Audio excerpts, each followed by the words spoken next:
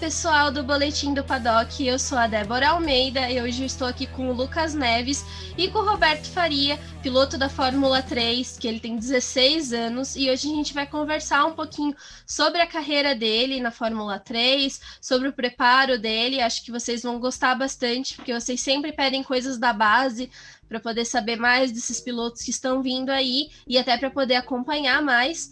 Então eu gostaria de convidar aí o Lucas para poder conversar com a gente hoje. Seja bem-vindo, Lucas. Muito obrigado pelo espaço, Débora. Olá, ouvintes e leitores, né, do Boletim do Paddock. É um prazer estar aqui conversando com vocês de novo, ainda mais na presença do piloto da Fórmula 3, Roberto Faria. Bom, Roberto, a gente fica muito feliz em que você tenha aceitado o convite de participar aqui com a gente. Você poderia se apresentar para a gente, falar um pouquinho do seu trabalho, da sua trajetória, para o pessoal já te conhecer? Oi, tudo bem? Valeu pelo espaço. É muito bom poder falar no canal de YouTube um pouco sobre a minha história. Normalmente essas categorias de base não tem muito visualização, né? Mas eu estou correndo na Fórmula 3 britânica, que é diferente da FIA Fórmula 3, que é um nível abaixo, assim, digamos assim. Eu comecei a andar de kart em 2014, aqui em Guapimirim, no Rio de Janeiro. Eu fiz o primeiro ano de cadete, depois fiz um ano de menor e 2 anos de júnior. Aí eu já passei para a Fórmula 4 ano passado. Fiz a Fórmula 4 inglesa.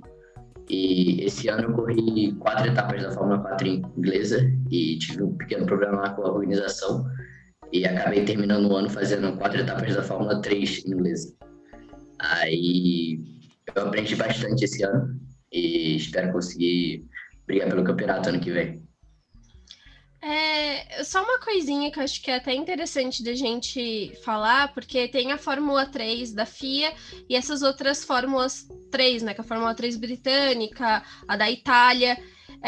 Como que é essa preparação até chegar à Fórmula 3 da FIA, né? E começar a buscar entrar numa Fórmula 2 e até depois a Fórmula 1, que geralmente esse é o caminho, né? Tem vários. É até meio complicado. Eu mesmo, quando eu corria de kart, eu não entendia muito bem. Mas são várias fórmulas diferentes. Tem a Fórmula Regional, que é o que o Petekov corre. Tem a Fórmula Renault, que o Caio Collet estava correndo. Tem a Fórmula 3 britânica. Tem a Fórmula 3 da Américas, que é nos Estados Unidos. A Fórmula Regional, Fórmula Renault e Fórmula 3 britânica, elas são todas um nível abaixo, assim, da FIA Fórmula 3. A FIA Fórmula 3, ela corre nos mesmos circuitos da Fórmula 1, um europeu, assim. E o nível financeiro também precisa de mais patrocínio para chegar lá. E é mais como se fosse a Fórmula 2 e Fórmula 1. E, Beto, você percebe alguma diferença nessa Fórmula 3 britânica para você poder, por exemplo, chegar a uma Fórmula 2?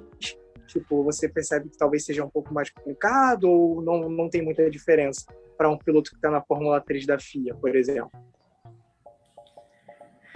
O carro da Fórmula 3 da FIA, ele já é mais atualizado, ele tem o DRS. No meu carro da Fórmula 3 britânica não tem. Eu acho que o Regional e o Renault também não tenho certeza sobre isso. Mas o da FIA Fórmula 3 já tem DRS. O carro já é mais um carro mais novo, de acordo com o Fórmula 2 e Fórmula 1 de hoje em dia. Então, eu acho que é uns 5 segundos, 7 segundos mais rápido que o Fórmula 3 britânico, que eu corro. E o Regional e o Renault. O Regional e o Renault é o mesmo carro.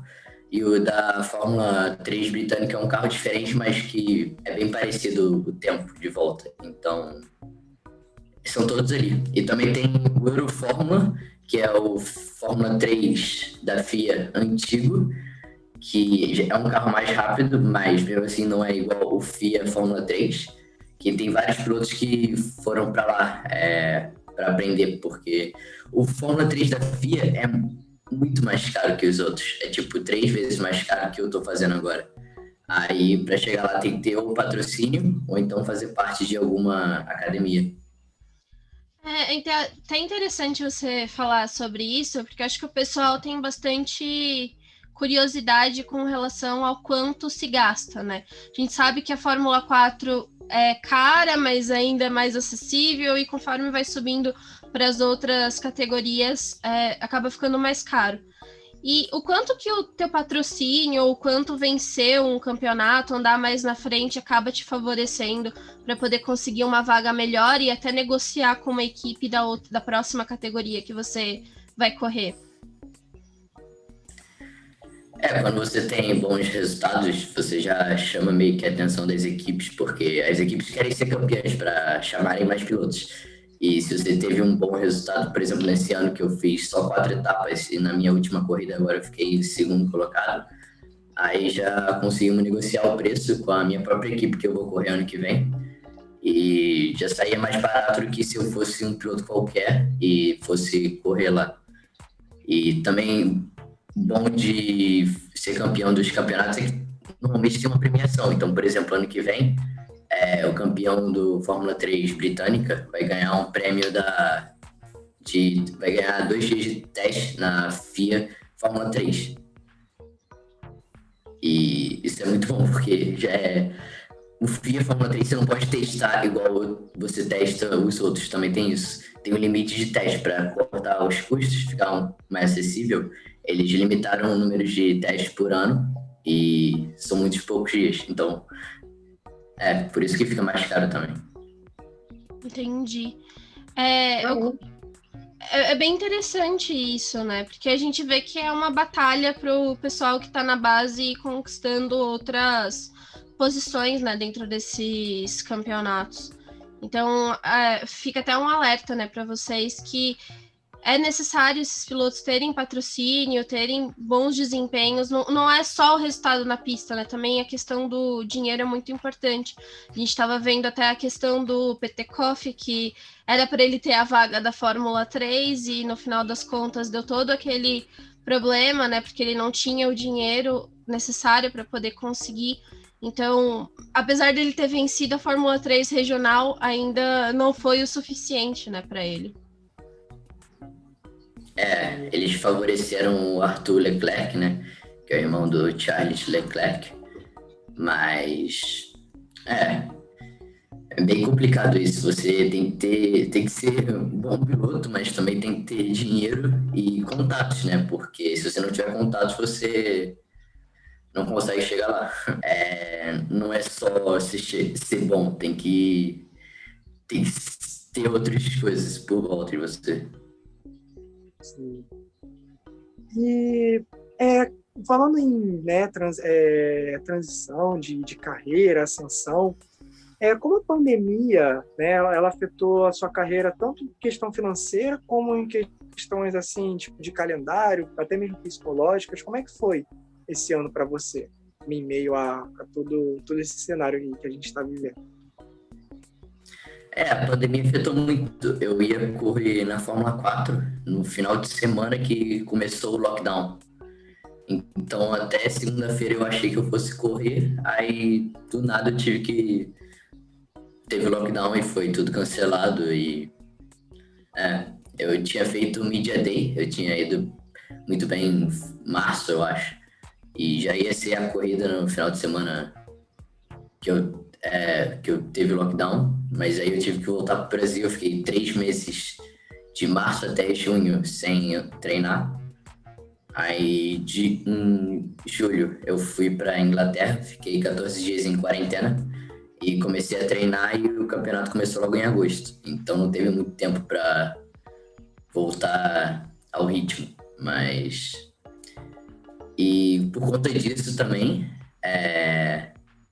eu comecei o campeonato na Fórmula 4 e no meio do campeonato teve um desencontro com a organização, que meus pais estavam no Brasil e eles iam lá para a Inglaterra fazendo o teste do corona e tudo de acordo com as regras, mas eles não queriam deixar eles entrarem no autódromo, e por conta disso eles não gostaram e eu me mudei para a Fórmula 3.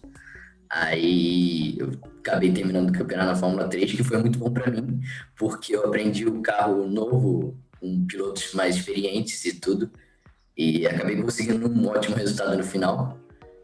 Eu tive que me adaptar bem rápido, mas foi muito bom que isso tenha acontecido comigo. Você pode falar um pouquinho sobre essa adaptação que aconteceu de forma tão abrupta, né? Trocar a Fórmula 4 pela Fórmula 3, como que foi isso para você? O carro é 10 segundos mais rápido e eu só tinha treinado uma vez Fórmula 3 na minha vida. Aí, tipo, segunda-feira eu achei que eu fosse correr de Fórmula 4 e no final de semana, só que aí meu pai falou que eu não ia correr mais Fórmula 4, que eu ia fazer Fórmula 3. Aí eu tive muito pouco tempo, eu só tive o treino de sexta-feira para me adaptar ao carro. No primeiro treino tinha sido uns 5 segundos mais lento. Mas aí, no segundo treino já tinha sido mais rápido e eu fui melhorando. A minha primeira etapa não foi muito boa, foi a minha primeira etapa no Fórmula 3, mas eu consegui melhorar ao longo do ano. E na última etapa, no Qualify, eu já fiquei só um décimo atrás do líder do campeonato, da pole. E eu acabei largando de terceiro e consegui ultrapassar o Maine, que foi o vice-campeão, e acabei chegando em segundo colocado. Então, eu tive que me adaptar muito rápido. Em 2 meses, eu passei de 5 segundos para estar um décimo atrás no quali e chegar em segundo na corrida. Então, foi muito bom para mim essa experiência. Caramba, foi um ano, então, assim, com bastante reviravolta para sua carreira e, de certo, alguma coisa, né, de certo modo, até te ajudou, porque você acabou indo para a Fórmula 3, né, categoria um pouco acima. E, caramba, cara, que doideira tudo isso. E, poxa, na sua vida, assim, no geral, né, nesses momentos, assim, de reviravolta, quais são as suas maiores inspirações, assim, quando você se vê nesse momento, assim, quem você pensa, quem você se agarra? Você tem alguma pessoa, algum piloto, assim, que você pensa, ou alguém próximo, assim, que serve de inspiração? Eu acho que eu me inspiro mais no meu pai. Porque ele sempre falou para mim que se eu for fazer algo, tem que ser bem feito. Então, se eu for me dedicar a algo, eu vou me dedicar 100% àquilo, e não importa o que aconteça, eu vou dar meu máximo. E isso me inspira, e por isso que eu fui lá e... Tá bom, vou correr de Fórmula 3, vamos ver o que vai acontecer. Treinei e no final deu certo. Seus pais te apoiaram desde o começo? Como que foi até você se encontrar e ir para o automobilismo? Como é que foi o apoio deles na sua carreira? Meus pais sempre me apoiaram em tudo que eu fiz, eles acreditavam em mim. Eu jogava futebol antes de começar a pilotar, mas aí eu sabia que futebol eu só estava lá mais pelos meus amigos, só por diversão. E quando eu comecei a treinar em Guapimirim, eu percebi que era aquilo lá que eu queria fazer. E desde o início eles já me apoiaram, então eles sempre apoiaram tudo que eu fiz. E eu sou o irmão mais velho, eu tenho 2 irmãos menores e minha irmã mais nova também. Aí eles me usam como exemplo para os meus irmãos, aí isso eles me apoiam muito por causa disso.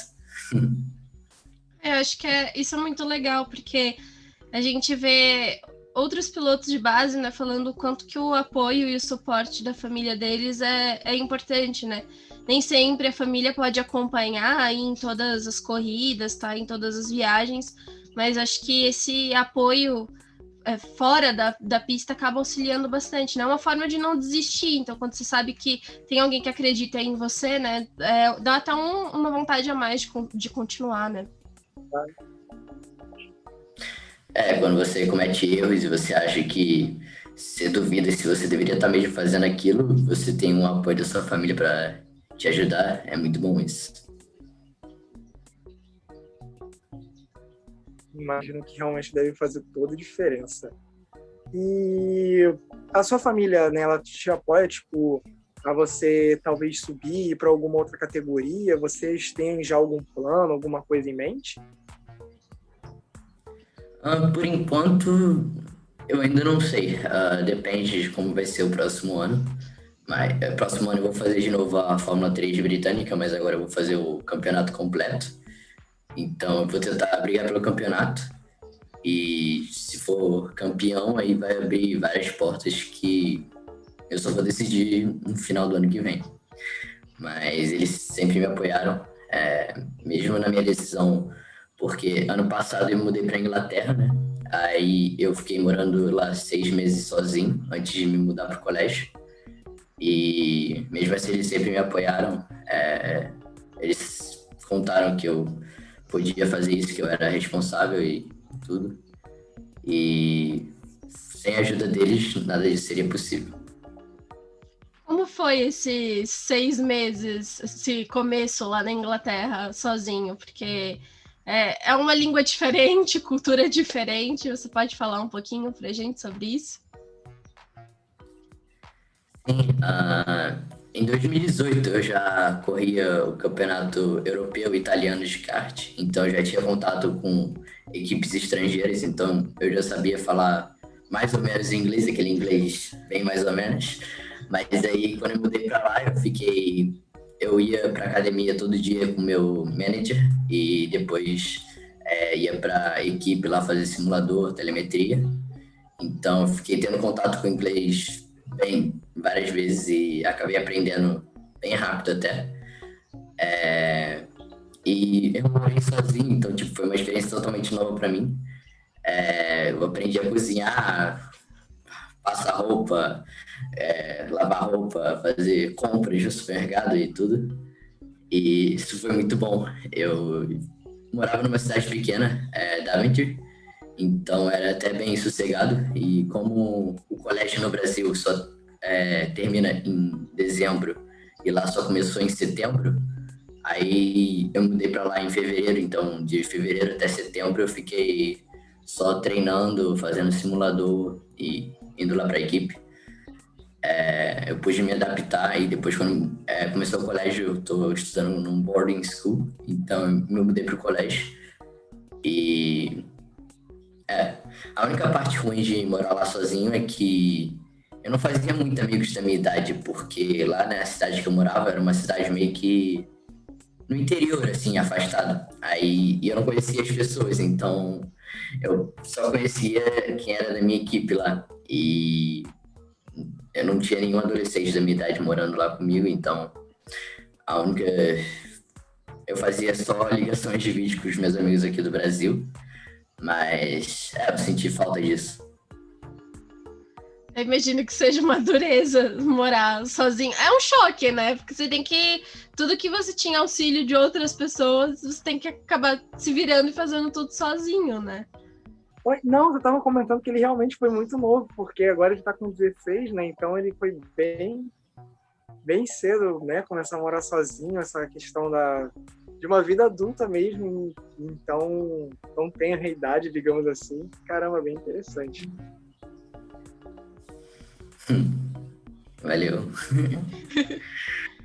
E como que é estudar fora? Porque imagino que para você conciliar, né, estudar e também fazer as suas baterias de treino, como que você concilia? Quais são as maiores dificuldades dessa vida, assim? Eu acho que hoje tá até mais fácil do que quando eu morava aqui no Brasil, porque em 2018 eu morava aqui no Brasil, eu estudava aqui no Rio, no Santo Agostinho, e porque eu corria lá fora, eu corria no europeu de kart, no italiano de kart, eu faltava várias semanas assim, de aula, então faltei 54 vezes no nono ano. Aí era até complicado, eu ficava de madrugada acordado recuperando matéria, mas aí quando eu mudei pra lá, por causa que, tipo, Fórmula 3, você só corre 8 etapas no ano, por exemplo, e você treina alguns dias. Então, eu não falto tantos dias de aula assim, eu só faltei no máximo uns 10 ou 12 dias de aula. Aí foi bem mais fácil para mim recuperar. E lá fora também o sistema de ensino é diferente. Eu estou fazendo um IB agora, que é um sistema internacional, que eu escolho 6 matérias para estudar. Então, eu me dedico 100% a 6 matérias só. E Só que eu aprendo tudo em inglês. Até português eu tenho aula, eu tenho que fazer duas línguas. Eu tô fazendo português e inglês. Até português, o professor de inglês que me ensina português. Então é muito confuso, assim.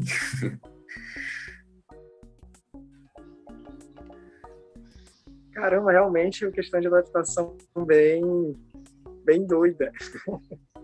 Mas, Roberto, voltando a falar um pouquinho das pistas, qual foi a sua memória mais marcante?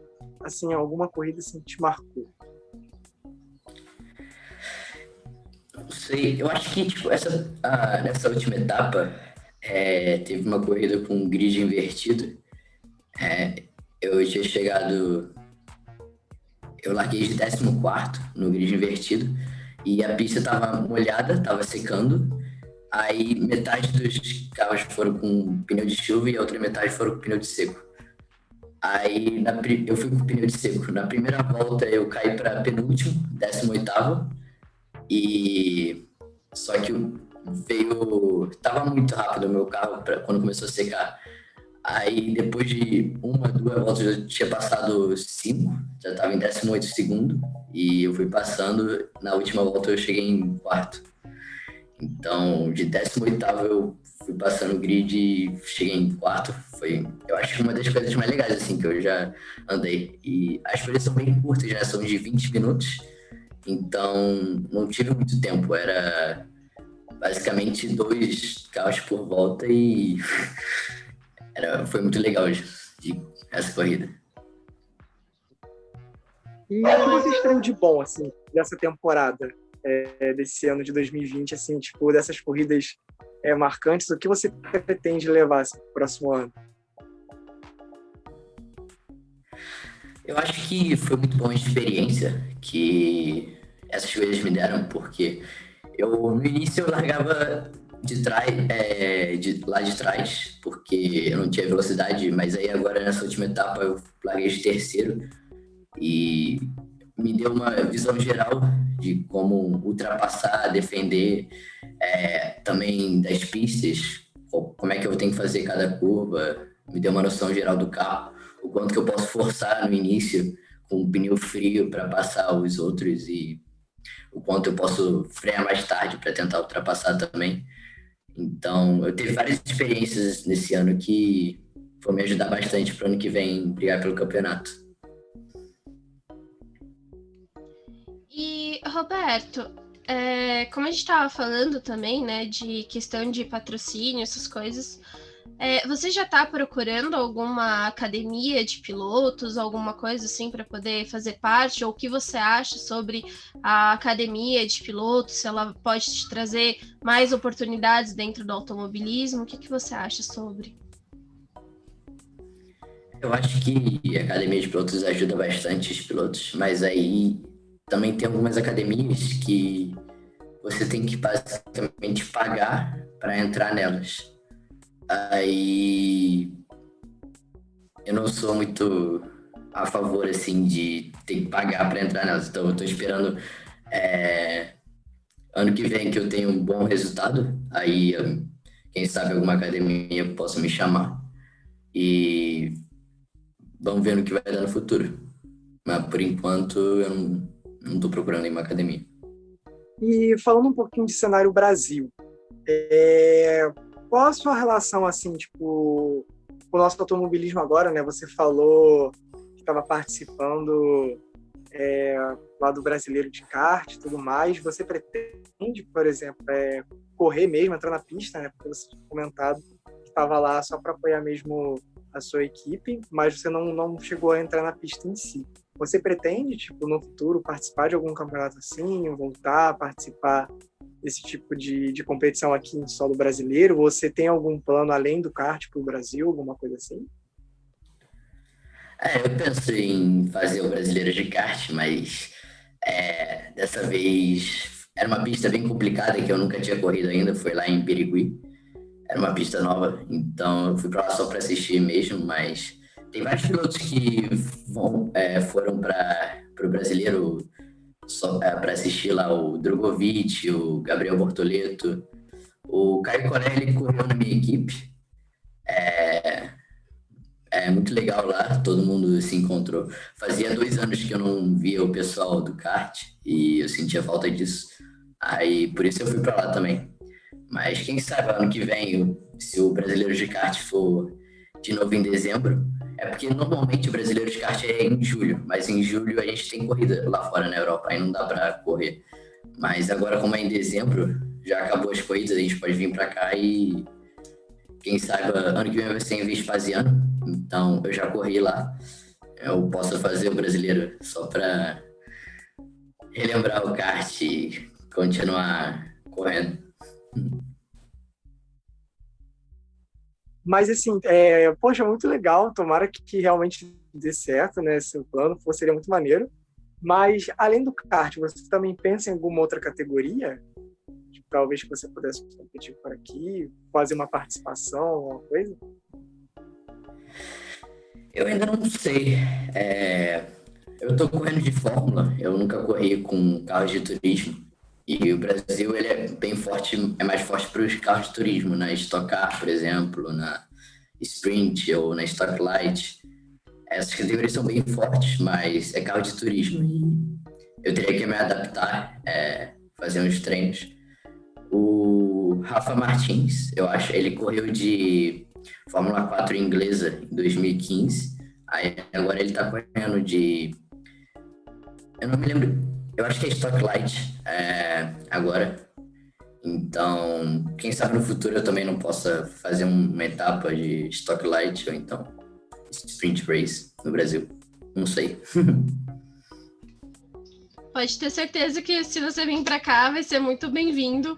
Espero que um dia você tenha a oportunidade de participar em alguma dessas categorias daqui, porque a gente vê que uma Stock Car, a Stock Light, ela acaba sendo bem competitiva também, né? É uma oportunidade de conhecer os carros de turismo, mas a gente também torce muito para que você tenha um bom desempenho em Fórmula e que vá traçando o seu caminho para poder chegar numa Fórmula 2 ou numa Fórmula 1. É sempre essa expectativa que a gente tem, né, Lucas? Eu teria que me adaptar. É muito diferente como é que você pilota um carro de Fórmula para um carro de turismo, então eu teria que me adaptar bastante.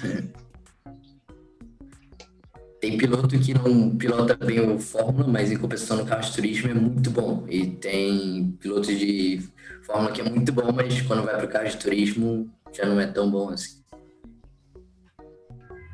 Não sei, eu ia comentar mesmo essa questão que ele falou dos carros de turismo, né? Que realmente são carros bem diferentes. Eu imagino que deve ser um choque assim pro piloto que, por exemplo, né, ele falou piloto de Fórmula que nunca teve contato com carro de turismo, aí realmente deve ser algo bem diferente. Mas a minha última pergunta é como é que a sua rotina assim fora do país, né? Questão de alimentação, os treinos. Foi um choque muito grande quando você resolveu sair do Brasil, de fato, quando você realmente tomou essa decisão. Como é que foi assim para você se adaptar a essa rotina do seu campeonato e tudo mais? Quando eu mudei do Brasil foi ano passado, em fevereiro. Eu tive que me adaptar rápido. O campeonato começou em abril, então logo quando eu mudei para lá eu já estava treinando e eu comecei a ir para academia quando eu mudei para lá, porque quando eu morava no Brasil eu fazia vários esportes, tênis, natação, futebol, até mesmo kart. Aí quando eu fui para lá eu não tinha aonde fazer isso e acabei começando na academia. Aí isso também foi muito bom, que me ajudou a ficar mais próximo do meu manager, que ele ia comigo todo dia para academia, então ele também me ajudou a me adaptar lá. Ele foi um amigo, uma ajuda bem grande, que ele morava lá. E eu tive que me virar lá, aprender a cozinhar, foi bem complicado. Quando eu morava sozinho, eu acordava cedo de manhã, aí ia para academia das 8 a umas 11, 10 horas da manhã. E à tarde, normalmente, eu ia para a equipe para fazer telemetria, aprender uma pista nova, fazer anotações da pista, o que eu ia fazer lá no dia antes de treino, preparar para os treinos e até mesmo conversar com a equipe e aprender mais um pouco sobre o carro. E agora que eu moro no colégio, eu não tenho tanto tempo assim para me dedicar só ao automobilismo, eu também tenho que dedicar aos estudos. Então, normalmente, quando eu vou treinar um dia antes, eu deixo de fazer algumas aulas no colégio só para poder fazer anotações e relembrar a pista mesmo. E ver vídeos e pensar o que eu vou fazer no dia seguinte, no treino. Mas é bem complicado também gerenciar tudo isso, corrida, escola. Tem muito tempo que eu não vou para uma festa de aniversário, alguma coisa assim, porque eu não tinha tempo e eu morava lá na Inglaterra, então era bem complicado. Nossa, eu imagino que seja extremamente puxado, né? Todos esses treinos que você tem que fazer com a equipe, acho que é uma coisa que o pessoal até costuma ter dúvida, né? Do quanto que vocês trabalham fora das pistas, né? Quanto é mais ou menos o tempo que você passa no simulador, executando esses trabalhos com a equipe antes mesmo de ir para a pista? Depende muito da pista. Às vezes a pista só tem, por exemplo, Brands Hatch Indy é uma pista de 46 segundos. Então eu tenho que fazer basicamente 4 curvas. E é bem mais fácil de chegar no limite do simulador do que, por exemplo, Silverstone GP, que foi a última corrida que eu corri, que é 1 minuto e 54 segundos na Fórmula 3 britânica, e você tem que memorizar, eu não sei quantas curvas são, mas são umas 17, 18 curvas, e tem que fazer na perfeição todas elas, e é em torno de uma semana, assim, que eu ficava no simulador fazendo aquela pista até antes do treino, era todo dia, e o bom do simulador é que dava para comparar a telemetria, então fazia uma sessão de 20 minutos, aí depois saía, comparava a telemetria e depois voltava para o simulador. E agora eu já sei mais ou menos todas as pistas, porque eu já corri na maioria delas. Então o simulador serve mais só como para relembrar o traçado, as marchas e o quanto tem que frear, o quanto tem que acelerar. Porque eu acho que o simulador ele ajuda bastante quando você não conhece a pista, mas depois que você já foi lá, eu acho que não é tão...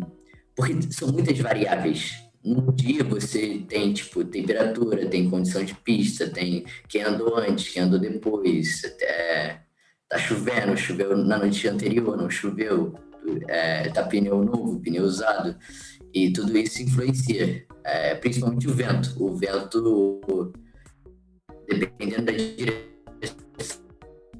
dele, algumas chuvas podem ser flat, ou então você tem que frear, porque esses carros são muito sensíveis na parte aerodinâmica. Então, um pouco mais de vento, um pouco menos de vento já muda tudo. E no simulador não simula isso, porque o simulador é como se fosse todas as circunstâncias perfeitas, assim, e sempre são a mesma. Então, é bom para você adaptar e, tipo, praticar a constância, tipo, fazer sempre a mesma coisa. Mas, em termos de velocidade, eu acho que não tem nada igual a pilotar o carro de verdade na pista e treinar mesmo.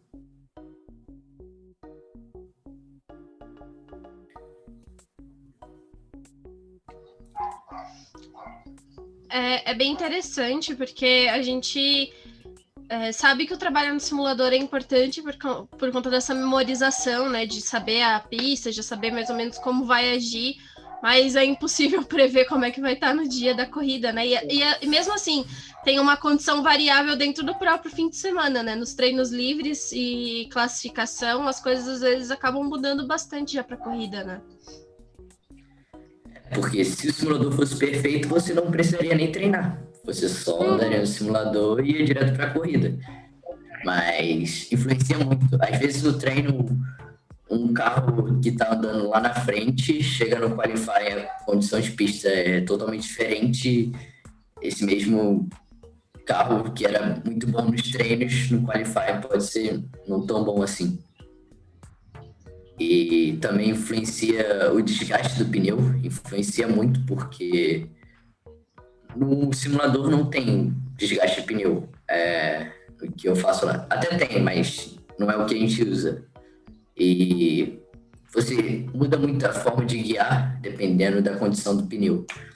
E o importante do carro é, tipo, nenhuma volta você faz igual. Toda volta você faz algo diferente. Não muito diferente, um detalhe ou outro, que se você melhorar esse detalhe, é o que você vai achar 1 ou 2 décimos para melhorar a sua volta. A diferença entre o primeiro e o 15º no grid foi de meio segundo. 5 décimos. Então, é muito apertada a diferença. Em Silverstone, uma pista de 1 minuto e 54 segundos, eu fiquei 1 décimo atrás do primeiro, do pole, e eu fiquei em terceiro lugar. Então, teve alguém entre a gente. É muito apertado, assim, a diferença entre o primeiro e todos os pilotos lá têm um nível alto e o carro é o mesmo desde 2017, 2016. Então, as equipes sabem mais ou menos o setup. Então, é muito mais o piloto que importa do que qualquer coisa. E isso é muito bom dessas categorias de base, porque os carros são o mesmo, os motores são o mesmo. Então, é muito competitivo. Não é que nem a Fórmula 1, que cada equipe desenvolve seu próprio carro. É tudo padronizado e, basicamente, o que importa mais é o piloto. Roberto, eu até acho legal você falar isso, porque a gente vê essa pequena diferença, né, em desempenho, mas acho que qual dessas pistas que você passou nesse último ano, tanto na Fórmula 4, na Fórmula 3, qual que você achou mais desafiadora para você? Qual que teve mais dificuldade para poder aprender o setup e conseguir conduzir? Eu acho que Alton Park é uma pista bem estreita. A Fórmula 1 corria lá antigamente, mas agora não corre mais. Ela é uma pista bem estreita e se você pegar um pouco de grama, você já bate direto no muro. E tem várias curvas de alta, então é muito fácil você cometer um pequeno erro e reto. E tem uma parte que é coberta pelas árvores, então quando fica de manhã cedo, assim, normalmente fica úmido lá a pista e fica bem escorregadio e fica meio imprevisível, assim, você não sabe quanto você pode forçar. E é bem difícil, bem complicado. Vários pilotos já bateram lá. É uma pista bem legal de guiar, mas não é tão legal assim para as corridas, porque é bem estreita e difícil de ultrapassar. Mas eu acho que é a pista mais legal que tem, assim, na Inglaterra para pilotar.